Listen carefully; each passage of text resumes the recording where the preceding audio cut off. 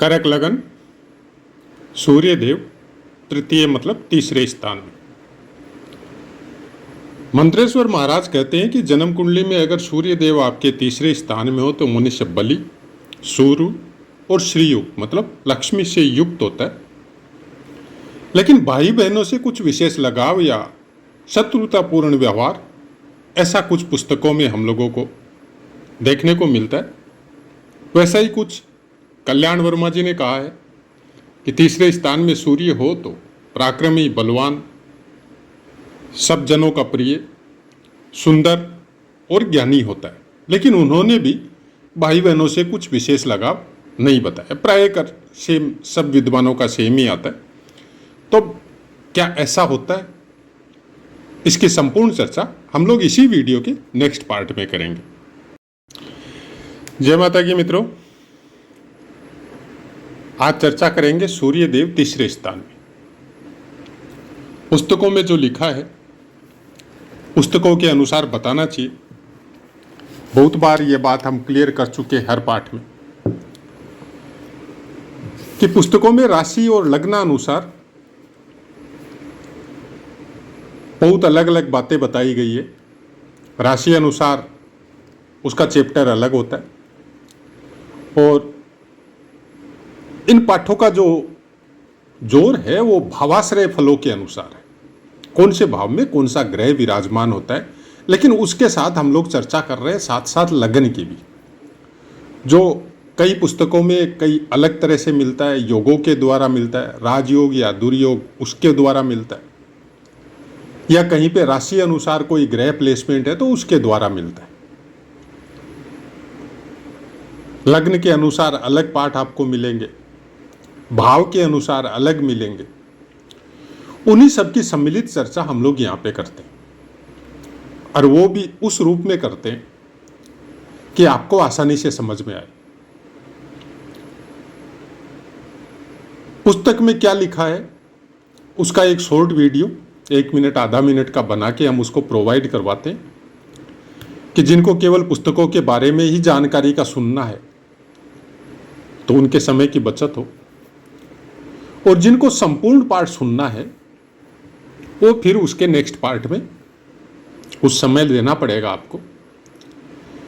और ज्योतिष और ग्रह क्या कहना चाहते हैं, किस तरह से आप उसको समझ सकते हैं, क्योंकि कोई साधारण ये ज्ञान या ये पुस्तकों के ऊपर निर्भर ज्ञान नहीं है। इसको अगर आप केवल पुस्तकों के आधार पे ही अगर आप अवलोकन करेंगे या सुनेंगे या पढ़ेंगे और फिर उसको अपनी जन्मपत्री या औरों की जन्मपत्री में लगा के उसकी विवेचना करने की कोशिश करेंगे तो आप 99% या कुछ हद तक 100% आप फेल होंगे। कोई हालत में नहीं मिलेगा, क्योंकि आपने योगों को पढ़ लिया, सब वर्ग कुंडलियों को पढ़ लिया, सब चीजें आपने पढ़ ली और आपके मेमोरी पावर में वो जाके सेव होगी। लेकिन शुरू की जो बातें बताई गई है प्रस्तावना में, हर पुस्तक में कौन से ग्रह से कौन से भगवान पूर्ण अंश लेके अवतरित हुए हैं, जो हम लोगों को ज्योतिष को समझने में बहुत बड़ी हेल्प करते हैं, उसको समझने की कोशिश नहीं करते।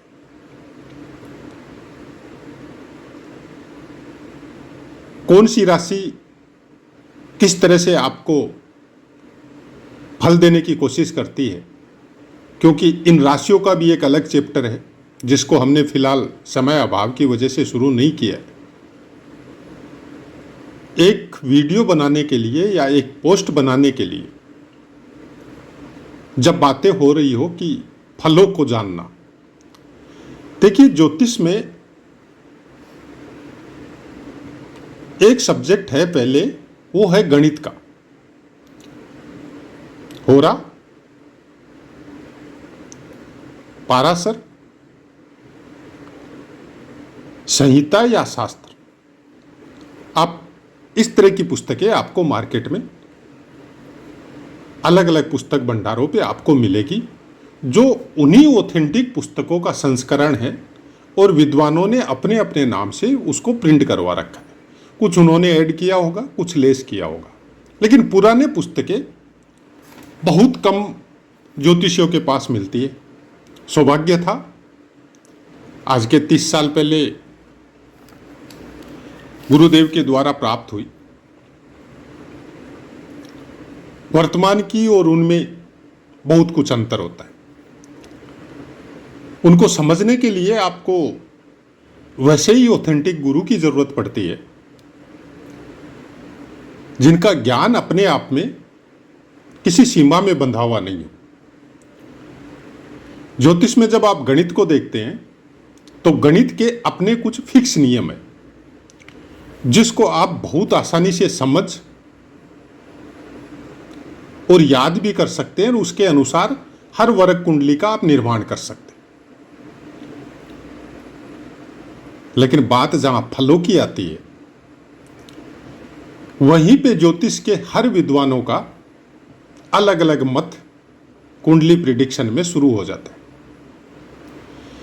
उसी में सब पुस्तकों में यह बताया गया है कि जब भी आप किसी का फलादेश करो तो आपको उसकी परिस्थिति, उसके व्यवहार, आचार विचार, किस जगह में वो निवास कर रहा है, वहाँ की परिस्थिति क्या है और वो किस तरह के कर्म कर रहा है, कैसे संस्कारों से ओतप्रोत होके वो जिस लेवल में अभी उम्र के जिस पड़ाव में वो पहुंचा है, उसकी अपनी क्या योग्यता है और वो आपके पास अपनी जन्मपत्री जब दिखाने के लिए आता है तो उसके खुद के कर्म किस तरह से वर्तमान समय में चल रहे, उसके अनुसार उस ग्रह को फिर आप समझ सकते हैं और जान भी सकते हैं कि इस जातक ने अपने जीवन में जिस भी उम्र में वो आपके पास आया है, कौन कौन से ग्रह को ज़्यादा एक्टिव कर रखा है, कौन कौन से ग्रह जो उसकी कुंडली में है वो साइलेंट मोड में आ गए या फिर उन्होंने फल देना बंद कर दिया। अब सूर्य अगर तीसरे स्थान में है तो क्रूर या पापी ग्रह, सूर्य पापी ग्रह की गिनती में नहीं आते। सूर्य राजा है और राजा का स्वभाव क्रूरतापूर्ण होता है और सबके साथ समव्यवहार करते, नियमों में बंधे हुए होते और सबसे ज्यादा नियमों को फॉलो राजा को ही करना पड़ता है। उस नियमों को डिस्टर्ब करने के लिए चाहे उनके कोई परिवार का भी सदस्य आओ, वो कोई खातिर नहीं करेंगे। धरती के कानून और ब्रह्मांड के कानून में यह बहुत बड़ी भिन्नता है। वहां पे न नाते रिश्तेदारी चलती है न और कोई संबंध चलता है। अब क्योंकि सूर्य है और सब ग्रहों के राजा है, तो इनका खुद का तेज और प्रताप इतना ज्यादा, जो कि हम लोग अपनी नॉर्मल आंखों से भी देखते हैं रोज, तो उसकी वजह से तीसरा स्थान इतना ज्यादा पुष्ट या परिपक्व या प्रकाशित होता है। तो बाकी जो भी जीव रिश्तेदारी के रूप में तीसरे स्थान से कनेक्टेड इनके साथ आते हैं, वो इनके प्रकाश को सहन नहीं कर सकते, इनके सामने बोल नहीं सकते, इनके सामने ठहर नहीं सकते। अब ये अलग बात है कि जो जीव आया है उसका खुद का सूर्य मजबूत हो, तब थोड़ा अलग मैटर होता है। नहीं तो इनका वहां पे मनमुटाव भाई बहनों से हो, मित्रों से हो, इस तरह का बिहेव हम लोगों को देखने को मिलता है। लेकिन खुद के पराक्रम के लिए, अपने संघर्ष के लिए बहुत बड़े स्केल में अपने आप को साबित करना हो, 1000 आदमियों के बीच में कोई बात बोलनी हो, तो बिना कोई डर भय और संकोच के बोलने वाला, अपने परिवार और इष्ट मित्र या भाई बहनों के लिए सबसे आगे तकलीफ को झेलने वाला, ये तीसरे स्थान का सूर्यदेव होता है। कन्या राशि पे, कन्या राशि पे स्वभाव सूर्यदेव का थोड़ा नॉर्मल होता है, इतना ज्यादा उग्र नहीं होता है। बहुत ज्यादा कटु वाणी में संवाद नहीं करेंगे। थोड़ी बुद्धि की मिक्सिंग यहां पे जरूर आती है, क्योंकि सूर्य देव को बुध का साथ प्राय कर रहता है, या बुध को सूर्य देव का साथ प्राय रहता है, क्योंकि इसी के आसपास सूर्य और बुध ज्यादा दूर नहीं जाते। बुध का प्रकाशित होना या बुध को प्रकाशित करना, यह सूर्य देव की आप मजबूरी समझ सकते हैं, या ये सूर्य देव की ड्यूटी समझ सकते हैं, क्योंकि बुध वो बालक है जो सूर्य देव के बिना प्रकाश के ये अपनी ब्रह्मांड की यात्रा को पूर्ण नहीं कर सकते। अब आप इसको चंचल बालक बोल लो, आप पूरी तरह बाल्य अवस्था में बोल लो, जैसे आप जिस तरह से आप समझना चाहो। जैसे हम लोगों के घर में एक 8-10 साल का बच्चा होता है, तरह तरह के क्वेश्चन करता है, जब संसार में वो नई नई चीजें देखता है तो माता अपने अनुसार समझाती है, लेकिन पिता का व्यवहार थोड़ा रुक्ष हो सकता है। पिता थोड़ा कड़ाई का पालन करता है, वो उसके आने वाले भविष्य के लिए चिंतित रहता है, और माता वर्तमान समय में उसको दुख नहीं हो उसकी चिंता से ग्रसित रहती। दोनों की ड्यूटी उस बच्चे के हित के लिए रहती है, लेकिन पिता भविष्य को देखता है, माता वर्तमान को देखती है। अब सूर्य देव यहां पे माता है, ये पिता है, सूर्य देव यहां पे पिता का रूप है, क्योंकि कन्या राशि है तो बुध का प्लेसमेंट आपको देखना पड़ेगा, जो प्राय कर मैक्सिमम टाइम साथ में रहेगा, या फिर एक घर आगे या एक घर पीछे, इससे ज्यादा नहीं जाएंगे। अंशों के ऊपर बहुत कुछ डिपेंड करता है। यहां से सूर्य देव आपके भाग्य स्थान को भी देखेंगे, गुरुदेव की राशि, तो यहां भी प्रभाव देंगे, अपने पिता के लिए बहुत अच्छे रहेंगे। ऐसे जातकों के पिता अगर सूर्य देव बलिष्ठ हो, किसी क्रूर या और कोई पापी ग्रह के द्वारा दृष्ट नहीं हो, राहु केतु का सानिध्य नहीं हो, तो पिता का पूरा साथ मिलता है। और कहीं से गुरुदेव की दृष्टि आ गई या साथ मिल गया, तब तो बात ही अलग है। लेकिन गुरुदेव का साथ मिलना और गुरुदेव का दृष्टि होना, दोनों से ही एक कमी जरूर हो जाएगी। पिता का पूरा साथ मिलेगा, इनके पैदा होने के बाद में पिता की प्रोग्रेस अच्छी रहेगी, पिता के लाडले भी हो सकते हैं, लेकिन खुद के पराक्रम में थोड़ी कमी देखने को मिलेगी। अपने सेफ जोन से बाहर निकलना इनके लिए थोड़ा मुश्किल होगा, क्योंकि ये युति गुरु और सूर्य की, यह वर्तमान समय के इंसानों को बहुत दुख देती, क्योंकि ऐसा इंसान किसी का अहित नहीं चाहता। ऐसे इंसानों को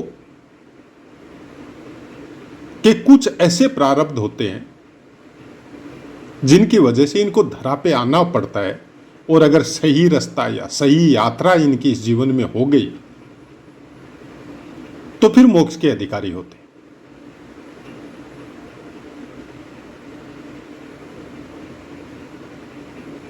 गुरु और राजा की युति आपकी जन्मपत्री में या दृष्टि एक दूसरे के ऊपर कहीं भी हो, ज्योतिष शास्त्र में इससे अच्छा योग नहीं होता।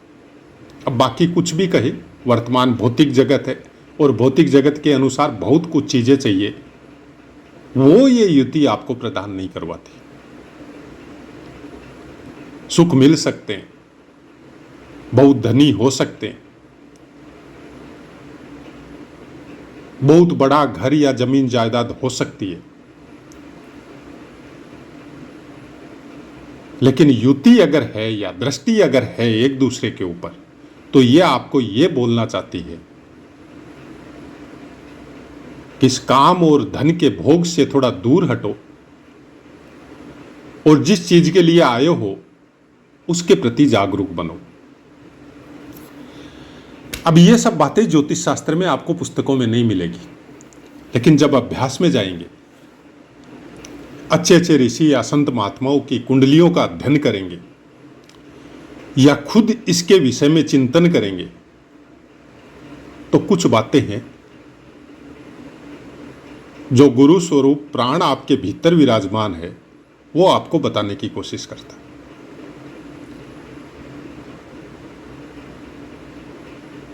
गुरु और चंद्रमा की युति आपको सांसारिक भोगों के लिए प्राप्त होती, नाम होगा, फेम होगा, राजा सदृश्य होंगे, बहुत धन संपदा होगी, अच्छी स्त्री पुत्र मिलेंगे।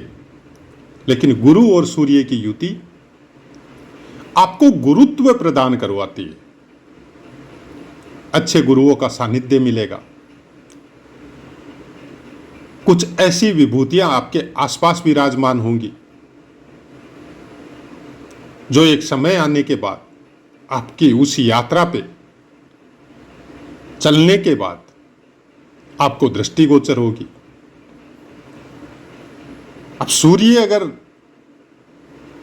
तीसरे स्थान में है कर्क राशि वालों के लिए, और अगर बली है, तो फिर इनकी भावुकता में कमी आएगी, क्योंकि प्रायकर कर्क लगन वाले सेंटिमेंटल या इमोशनल ज्यादा होते, कलाकार होते, गीत संगीत में रुचि होती है।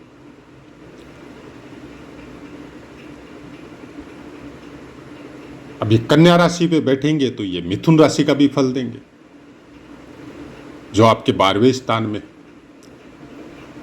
पूर्ण दृष्टि मीन राशि पे डालेंगे तो सप्तम स्थान धनु का भी फल देंगे। काल पुरुष की कुंडली अनुसार 5वें स्थान का स्वामित्व है तो उसका भी फल देंगे। तो इतनी सब बातों को जब आप समझते हैं, बहुत सी चीजों को हमने क्लियर किया है, वीडियो की अपनी सीमा है, उस चीज को अगर बोलना चालू कर दे तो फिर वीडियो देखना आप बंद कर देंगे और हमको भी अपलोड करने में परेशानी आएगी।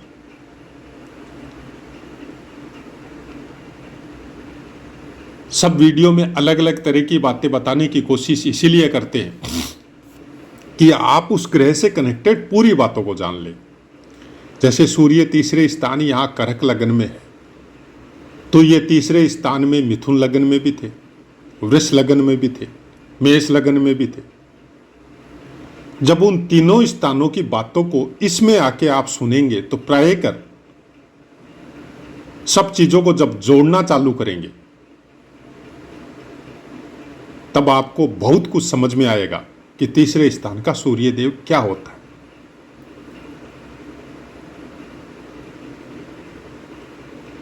आपके अपने भाग्य को बढ़ाने के लिए आपके अपने पौरुषता के ऊपर आप निर्भर रहेंगे।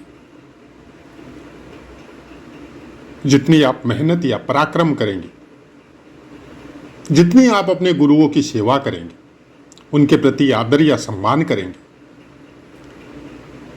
जितना धर्म के प्रति जागृत रहेंगे, अंधश्रद्धा की बात हम नहीं कर रहे, धर्म के प्रति कि आप इंसान का या सनातनी क्या धर्म है, जीवों को नहीं सताना, गलत बातों को नहीं स्वीकार करना, गलत रास्ते पे नहीं चलना, सबका हित सोचना, जितना आप उसके नजदीक रहेंगे उतना सूर्य आपका प्रकाशित होगा। और ये सब नियम केवल तीसरे स्थान के लिए नहीं है, अगर सूर्य को जागृत करना है तो ये सब स्थानों के लिए। सूर्य को कलसी देने से सूर्य जागृत होगा ऐसी कोई जरूरत नहीं है। सूर्य को कलसी देने का विधान, जल देने का विधान हम लोगों के पूर्वजों ने, पुरखों ने, ऋषि महात्मा और संतों ने इसीलिए बनाया था और इसको धर्म के साथ इसीलिए जोड़ा था कि आप सूर्य उदय के पहले उठिए, ब्रह्मवेला में उठिए। जो प्राणवायु का संचार उस समय में होता है, अमृत तत्व की जो प्राप्ति आपको उस समय में होती है, वो चीजें उगते हुए सूर्य की किरणें जब आपके शरीर के ऊपर, मस्तक के ऊपर पड़ती है, तब आपके उस ज्ञान का विकास होता है जिस ज्ञान को परमपिता ने संपूर्ण रूप से धारण कर रखा है और उसी का अंश जीव मात्र है। जब वो तेज आपके अंदर आएगा और उसके अनुसार जब आप अपने कर्म पथ पे आगे बढ़ेंगे, तब आपका सूर्य पूर्ण प्रकाशित होगा। और जब सूर्य पूर्ण प्रकाशित होगा, तब किसी राहु केतु की या किसी और ग्रह की आपके ऊपर कुछ करने की हिम्मत शायद ही पड़ेगी। क्योंकि जब सूर्य पूर्ण प्रकाशित होता है कुंडली में या आपके जीवन में, तब आप किसी की परवाह नहीं करते। हर तकलीफ आप भोग लेते हैं, हर संघर्ष में विजय होकर निकल जाते हैं।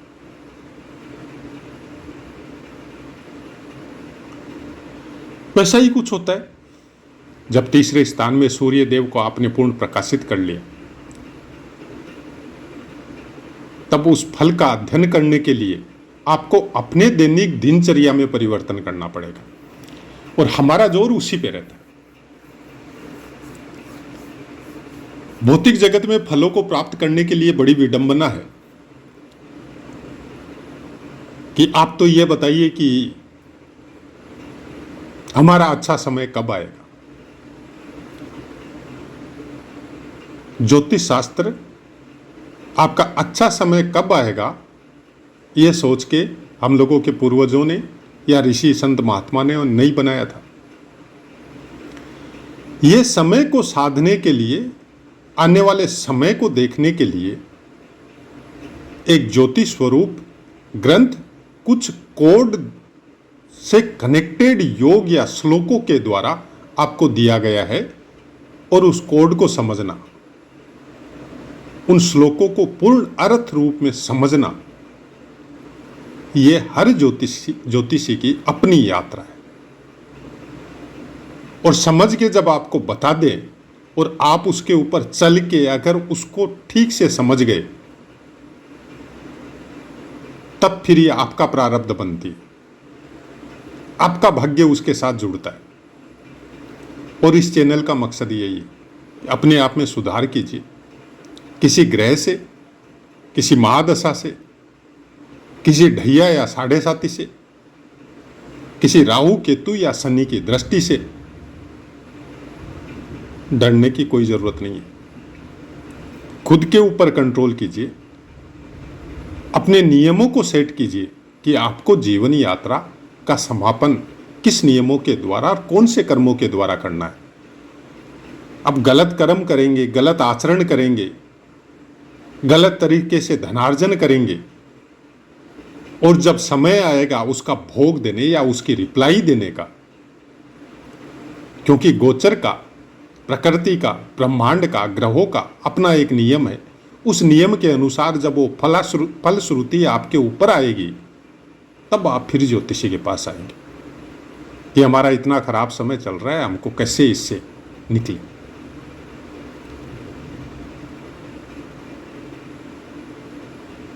अब हमारा अपना जो व्यू है ज्योतिष को देखने का, वो थोड़ा अलग लेवल में। उपाय, कर्मकांड, हवन यज्ञ, मंत्र जाप, बहुत अच्छी बात है, करिए। पॉजिटिव एनर्जी गैदरिंग होती है। लेकिन जो कर्म आपने या हमने कर दिए, भूलवश किए हो, जानबूझ के किए हो, मन के सुखों को शांत करने की वजह से किए हो, उनके फलों का भोग तो करना पड़ेगा। और ये शरीर जो मिला है, ये उन फलों को भोगने के लिए ही प्राप्त हुआ, फलों से दूर भागने के लिए प्राप्त नहीं हुआ। इसलिए अपने कर्मों को सुधारिए और हर ग्रह की दृष्टि, हर ग्रह का प्लेसमेंट, हर लगन के अनुसार जब भी फलादेश करें तो नवमांश और नक्षत्रों को देखना कभी मत भूलिए। इसलिए आपको साथ साथ में नवमांश दिया जाता है हमारे द्वारा, नक्षत्र भी दिए जाते हैं, ताकि आपको याद हो सके कि कोई भी ग्रह जब कन्या राशि में आता है तो कन्या राशि में आते ही डिग्री वाइज उसका किस किस तरह से नवमांश में उसका प्लेसमेंट होगा, उसको कभी नहीं भूलना है, क्योंकि उसी से आपको पता चलेगा कि वो ग्रह कितना पावरफुल है और किस तरह के फलों का निर्माण कर रहा है। और वो फल आपको प्राप्त नहीं हो रहे हैं तो आपने कौन से फलों का निर्माण उसके अगेंस्ट में कर दिया जिसकी वजह से वो फल आपको प्राप्त नहीं हो रहे। तो ऐसा है मित्रों, पाठ समझ में आया होगा। अब अपनी वाणी को विराम देते हैं, आपसे आज्ञा लेते हैं। जय माता की।